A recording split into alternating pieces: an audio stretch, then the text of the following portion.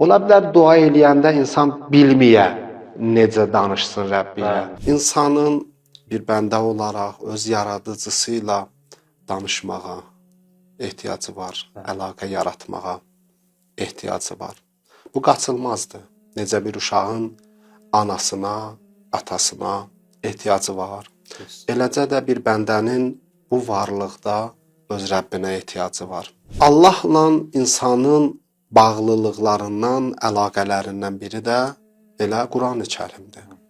Baxın, ola bilər bəziləri deyər ki, insan elə münacat eləməklə, dua eləməklə də Rəbbi ilə əlaqə qura bilər, yarada bilər. Doğrudur.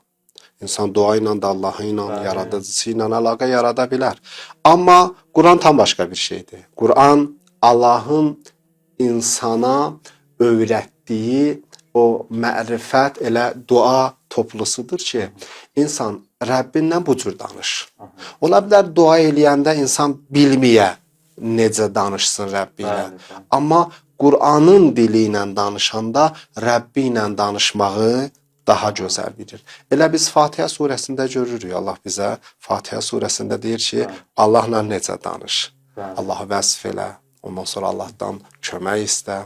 Yalnız ona ibadət etdiyini bildir. Bu formatda öyrədir bizə necə danışaq. Fatihə surəsinə diqqət eləsək xüsusilə mənalarına görərik ki, Allah bizə öyrədir. Odur, namazlarımızda Fatihə zəruridir, vacibdir.